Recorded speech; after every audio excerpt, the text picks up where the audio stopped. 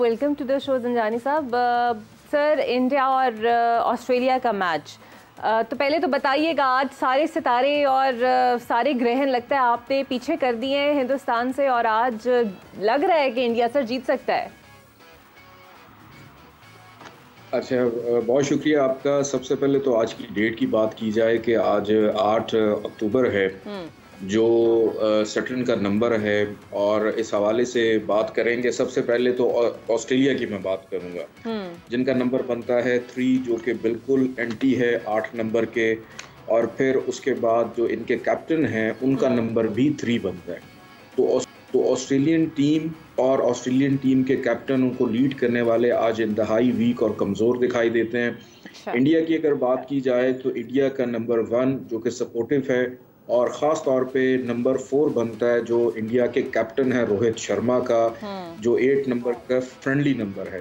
तो आज का दिन, आज की डेट इंडिया के नाम हो सकती है। आज का सारा मैच इंडिया में तो जा ही रहा है, हम देख भी रहे हैं, और सितारे भी ये कह रहे हैं कि आज का मैच इंडिया विन कर जाएगा। लेकिन एक चीज़ मैं यहाँ पे ज़रूर ऐड करना चाहूँगा कि जो टीम आज जीतेगी वो नेक्स्ट मैच में हारेगी। तो ये चीज़ मुझे इसमें दिखाई दे रही है। जो टीम आज जीतेगी वो नेक्स्ट मैच में हारेगी। इंडिया का नेक्स्ट मैच पाकिस्तान के साथ ही है। उससे पहले इन्होंने एक और मैच खेलना है। इनका तीसरा मैच पाकिस्तान के साथ है। ज़ंजानी साहब, ये ना कि अगर दूसरे मैच के बाद भारत के कि अगर जो टीम आज जीत जाएगी अगला हार जाएगी, अगला मैच जीत जाएगी, तो वो फिर पाकिस्तान का मैच है। ज़ंजानी साहब, कुछ ऐसा कर ले सर कि वो कंसेक्यूटिव हार गए। अगला मैच जो है इंडिया का अफगानिस्तान के साथ गालिबन शायद होगा। हाँ जी, अफगानिस्तान के शायद इसके बाद पाकिस्तान के साथ है। उसके बाद पाकिस्तान की बारी है, और अगला मैच अफगानिस्तान के साथ, जो अगर इंडिया का होता है, आज इंडिया जीत जाती है तो अफगानिस्तान बहुत टफ टाइम देने वाला है इंडिया को। अच्छा, वैसे बहुत ज्यादा।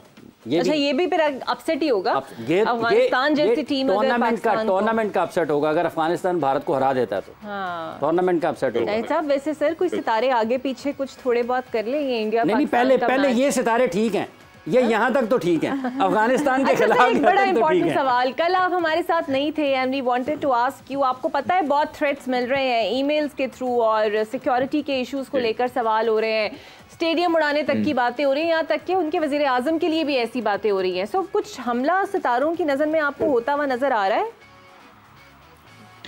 ऐसा है कि इंडिया का अगर हम जायचा देखें ना, जहाँ पे ये टूर्नामेंट हो रहा है, इंडिया का जायचा 15 अगस्त 1947 का जब हम बनाते हैं, तो इंडिया का स्पोर्ट्स का जो हाउस है 5th हाउस, उसके अंदर ये भी चौथा को ग्रहण लगेगा, और 12th हाउस के अंदर चांद ग्रहण लगेगा, उसके 12th हाउस के अंदर। तो बिल्कुल जहाँ तक बातें हो रही हैं थ्रेट्स की, बिल्कुल इसके अंदर मैं इनकार नहीं करूँगा, प्लैनेट्स की पोजीशन बिल्कुल भी फेवरेबल नहीं है, और राहु केतु भी स्टैटिक चल रहे हैं। उसकी वजह से ये पूरा का पूरा टूर्नामेंट इंतहाई मुतनाज़ा रहेगा। एक चीज़ देखें कि दुनिया में हम बचपन से देखते आ रहे हैं कि वर्ल्ड कप्स होते हैं, आज तक हमने कभी सवाए स्पोर्ट्स के अलावा मैनेजमेंट के ऊपर हमने कभी ना को बातें सुनी।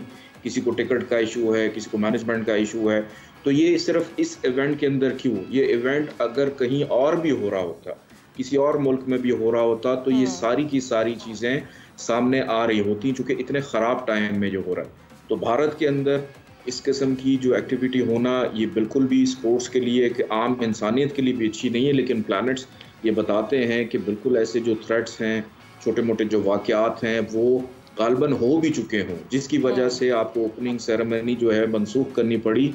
और इसी तरह मुझे डाउट ये कि जो आखिरी सेरेमनी होगी, लास्ट जो फाइनल होगा, उसके अंदर भी भी शायद को मायूसी हमें देखने के लिए मिले, कि वो जोशो खरोश उस तरह से ना नज़र आए जिस तरह ओपनिंग में और एंडिंग में नज़र आता है।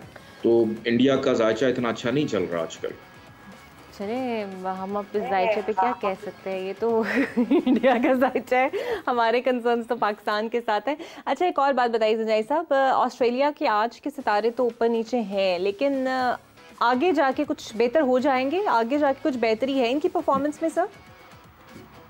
ऑस्ट्रेलिया की टीम जो है ये पूरे टूर्नामेंट के अंदर जो है, एक तो मिले जुले इनके रुझानात रहेंगे, बेहतरी के इम्कानात ज़रा कम रहेंगे, लेकिन वीक बहुत ज़्यादा रहेगी। उसकी सबसे बड़ी वजह यह है कि ऑस्ट्रेलिया इटसेल्फ बड़ा स्ट्रॉन्ग नाम है, इनका जो नंबर है, इनका जो डिजिट है, वो एक ऐसा डिजिट है कि जो कभी भी कुछ भी कर सकता है। लेकिन जो इन्होंने कैप्टन का इंतखाब किया हुआ है इनकी टीम का, वो इस टूर्नामेंट के अंदर बहुत वीक हैं और throughout the tournament weak चलते रहेंगे।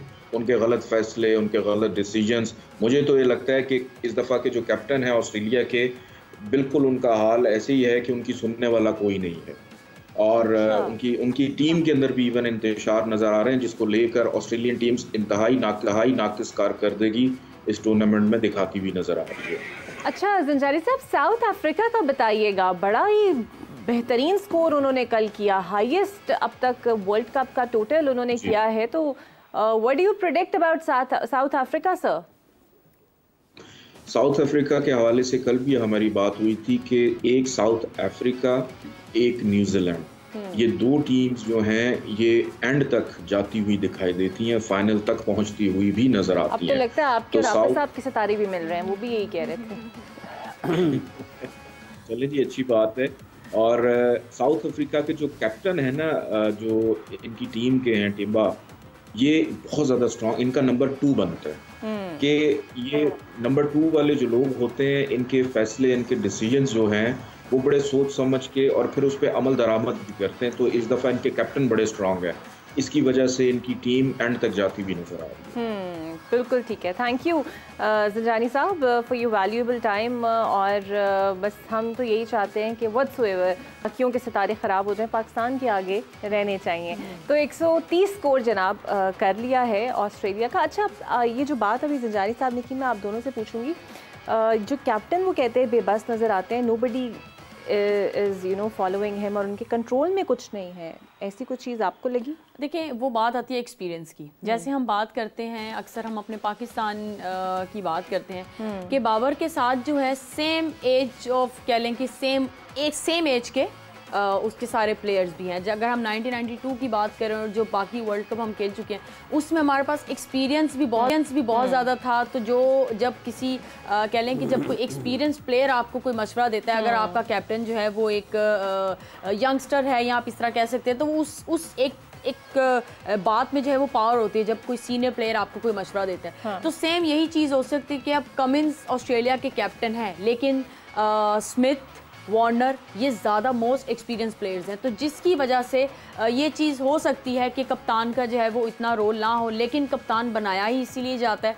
कि जी उसकी सुनी जाए, और उसको अपने ऊपर इतना ट्रस्ट होना चाहिए, और उसके डिसीजंस में इतनी पावर होनी चाहिए कि उसको सब लोग जो है वो बैक करें। हाँ, ये किसी हद तक ज़रूर बात ज़ंजानी साहब की ठीक है, और वो एक्सपीरियंस पे आ जाता है। अगर कोई यंगर कैप्टन है, कोई यंगस्टर है, तो उसमें और इनको भी, आपकी बात से मुझे अंदाज़ा हो रहा है, इनको भी वो उस कैफियत की ज़रूरत है जो अभी इजाद हाफिज़ साहब ने की है।